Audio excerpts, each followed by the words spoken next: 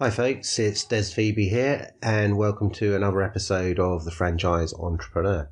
Today I'm going to try something I've not done before. I'm simultaneously recording this as a podcast but also as a video, which I've not done before, so multitasking is not my forte, so it would probably go horribly wrong.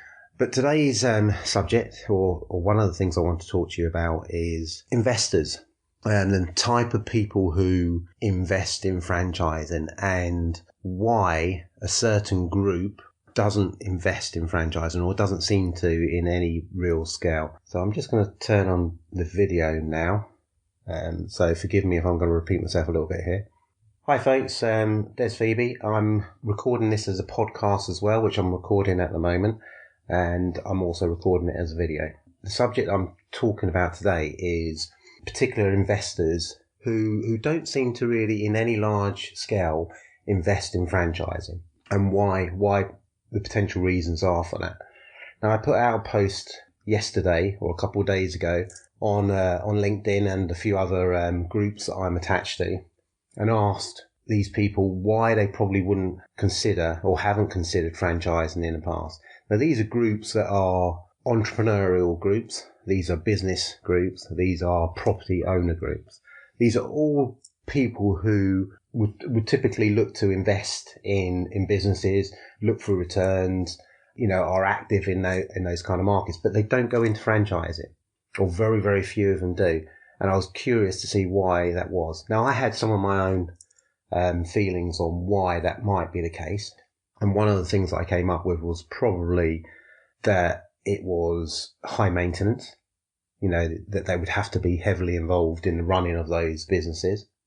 And that would potentially put them off, because if you've got a property investor, what they're looking for is quite a passive income, or to a certain degree. So they buy the property, they might spend some money on doing it up, and then they rent it out, and it becomes relatively passive for them.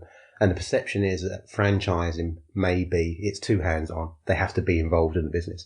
And you have to remember, a lot of franchisees or franchisors, they insist on the franchisee, the investor, working within the business, or at least for a period of time. And that's pretty standard. And that's kind of, that's come about mainly through historical reasons, really. When franchising came over from the States, it's pretty much their model that most countries use. And when you think about it, it hasn't really changed much over the last 50 odd years, has it? We're still all using the same model. So I wanted to understand what the reasons were. And there's one of the main reasons that's come back is that it's too hands-on, it's too management heavy, it's going to occupy too much of my time, I want it to be more passive. The other one that's become quite clear is that the expense of the franchise. If you're investing in property, you can potentially, in parts of the UK, you can buy property for, 50, 60,000 pounds and get maybe, 6 to 10% returns on it. Or at least I'm led to believe. I don't know an awful lot about property. If you invest it in shares, you might expect sort of 10% returns, maybe even more during the course of a year. Maybe not at the moment. Pensions, go up and down. They're linked with what's going on in the stock market. Obviously, banks don't pay you anything, really. It's a waste of time and money putting it into the bank. So those are really your options at the moment. But why shouldn't franchising be one of them? And if the reason is that, well, it's too much of a high entry point, that if you go and say for instance, if you bought one of my franchises, our franchises don't start, our minimum is about 120 grand. So you might be thinking, well, if I invest in property, I might have been able to buy 2 or 3 of those and get 10% return on those. What are you offering, Des? If my answer is, well, I'm offering you to spend 120 grand on it and you have to manage it and you have to work in it, and the return is standard kind of returns are maybe between 15 and 20%, you go, too much hassle. I'm not interested. You might like the idea of franchising, but those factors will put you off. And it's been interesting. The feedback that I've had back has been pretty much supporting that. There's been 1 or 2 other reasons as well, about risk factor and things like that. Not understanding franchising has been a big one as well. They don't know how it works, but if they had someone to explain it, then they would certainly be interested. And restaurants is very popular. A lot of people want to own a restaurant or a pub. They like the idea, but they don't like the idea of working in it. So if you can take away some of those objections, then all of a sudden franchising becomes a real option for a lot of these people. All these people, hundreds of thousands of people who invest in property, stocks, shares, and all of a sudden you've now opened that world up to them. And if then maybe you can add something a bit extra into it. So if you can take away the issue of it's a too high an investment. So how do you do that? Maybe you introduce something which is maybe a cooperative franchise. Now, there's no point looking that up because it doesn't exist at the moment. Or at least it doesn't up till now. Now, I like to think of myself as quite a disruptor within the industry. And I think I'm pretty well regarded within the industry. But a lot of people won't agree with necessarily my methods because I challenge them. People say, well, why are you challenging a method within franchising that's clearly worked over the last 50 years? Because times are changing, that's why. Times have changed. People are looking for something different. There's no point in just keep on offering the same thing. It's quite clear that you've got a whole sector over to one side that were really interested in franchising, but you can't appeal to them because you've adopted what I call the old method of franchising. There are lots of different ways to franchise, but not many people use them. Not many people think of them. And cooperative franchising is something that I've come up with. No one else is doing this. And I haven't even launched this yet because I've been, looking at the reasons why people are not, why the sector doesn't invest in franchising to any large extent. And this is one of the methods that I will get around some of their objections to it. Now, cooperative franchising, I'm giving you it for nothing because I want you to succeed in franchising. I'm going to implement this very, very soon, amongst other methods as well. Now, what I mean by cooperative franchising is that you can get together 1, 2, 3, 4 parties who will invest in a franchise. So they share the load of the franchise fee and they get then the benefit of the return on it. Now, you might say, well, that's a bit risky, isn't it? That you're now dealing with potentially 4 people on one franchise. There's certainly a bit more involved in it, but I think the benefits outweigh the disadvantages. Bolt on to that you could potentially offer a guaranteed return. Now, how you guarantee this, and this isn't for the faint-hearted, you've got to be in a position to be able to guarantee that, by the way. So your core business has to be financially viable in order to guarantee a return on it.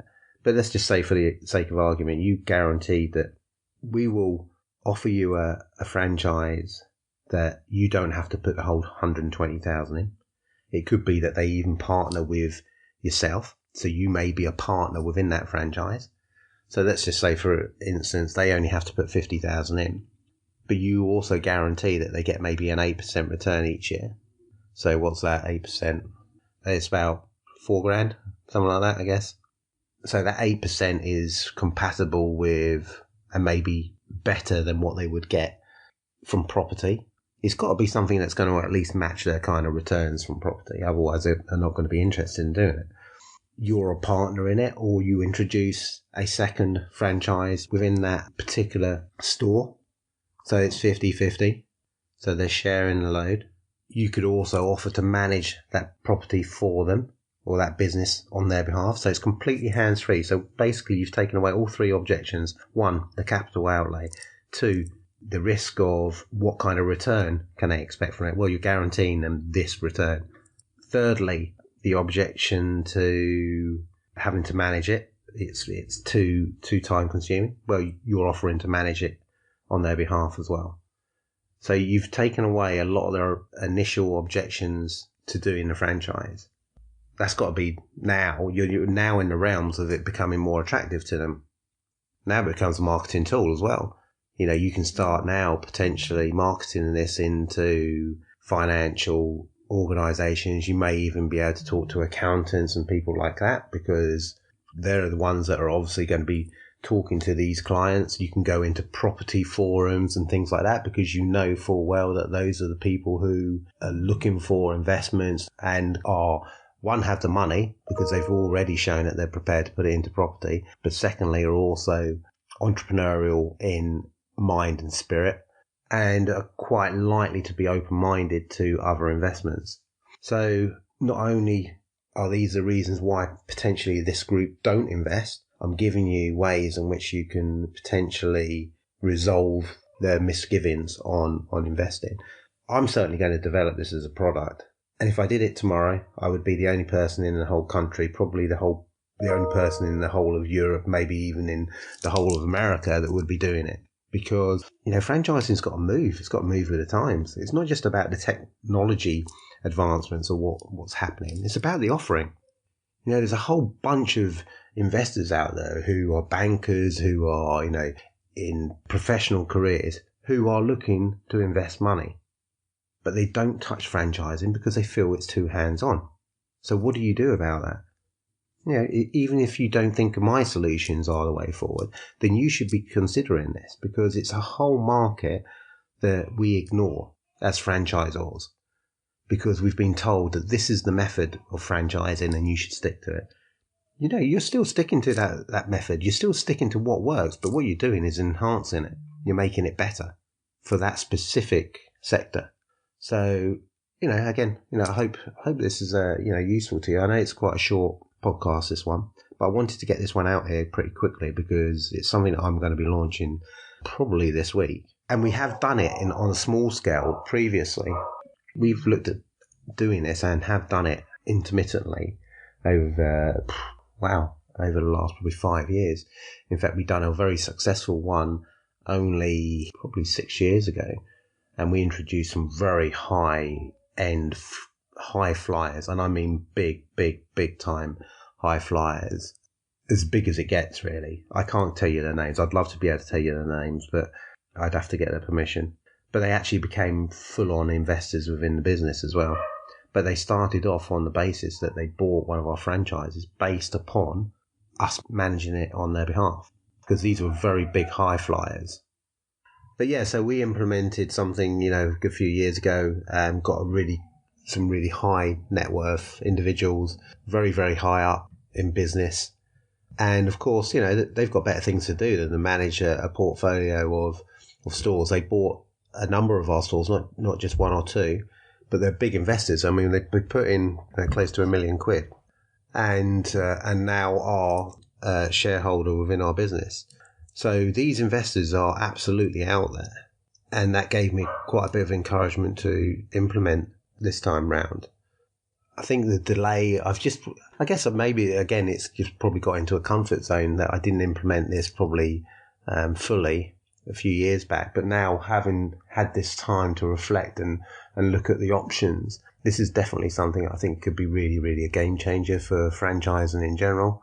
If people jump onto this, some of the established ones won't, the Subways and people like that, they just won't move from the normal standard models. Because it just doesn't occur to them to do that, and a lot of them just can't be asked doing it. They don't see any reason to change something that's working for them. But for smaller brands, you've got to be more inventive. You've got to be more, entrepreneurial in your offering, and look to see whether you can take something that is a good model and add to it and make it better and attract different kind of investment. So I hope this is useful for all of you. I think it's a game changer for franchising. I'm going to implement it. Maybe if it's not for you now, maybe just keep an eye on what we're doing. And I will keep on sharing it with you. I will share the ups and the downs to it, the advantages and the disadvantages as we come across them. And you can learn from that, our experiences, and then maybe look to implement it at some point in the future. So take care of yourself, stay safe, and tune into the next one, the next Franchise Entrepreneur episode, which should be on Wednesday. So, yeah, give me your comments. Let me know what you think. Please have a look at some of my other social media as well. I'm on LinkedIn. Find me on Instagram and Facebook, Des Phoebe. You'll see different kind of content on there. But take a look, like it, join it, and yeah, just give me some feedback. And thanks again for joining me. And I will talk to you again very, very soon.